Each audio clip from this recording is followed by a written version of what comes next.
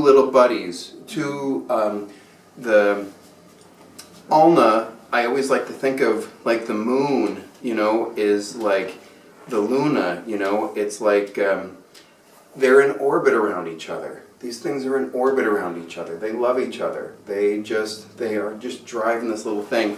And so we've got to make sure that they can continue to work.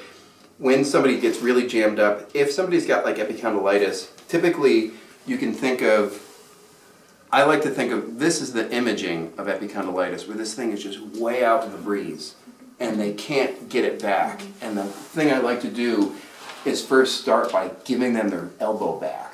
Like, here, you take this back, because this is so raw and exposed, and pushing it against their body and saying, here, you can have this, that starts to feel really good.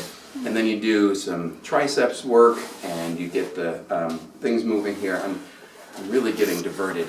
Let's get back into her hands. This is the main hand move, which you guys all know, right? I love this thing, and I use it at every possible component. I'm applying pressure to a hand here, palmar fascia. Open up. And rest. Yeah. There we go. I'm using this counter force of this hand is driving it, and this finger is sort of just there. So I'm moving outward like that with this hand, and I'm driving it with this hand. And she can take her elbow out from there. Take your elbow. Yeah! And back. Doesn't that feel interesting? Yeah. Take it out again. Good. And back.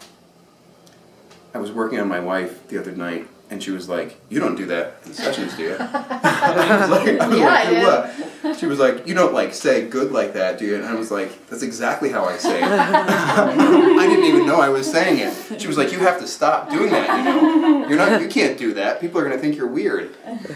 Too late. They keep telling that, so don't worry about it. Way too late, honey.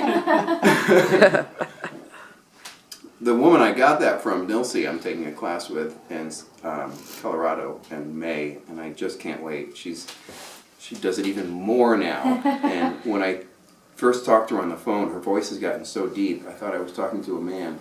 But it was just her, and she's just got this wonderful, wonderful, like, enriching. So, she's Brazilian, so when you do it, she says, good, good. Good. She just has this, like, she's so supportive and yeah. And here I'm just working along, I'm working on this flexor surface, and she could use that. I'm just sort of dragging it down. Most of us can, I think. Yeah. So we're, the whole time here, we're thinking about, I'm feeding this into her neck. It's almost like, we got started on this rib cage, we got started on the shoulder, and I realized in Frankie, as a body worker and as I just ran payroll, Frankie's been like knocking it out of the park for the last 8 months. So these are some hard working arms. I might not always have to do this with somebody unless their arms are doing this much, but if they're doing a lot of computer or mousing work, you very well may have to. So we've worked on the arm, we've gotten into here.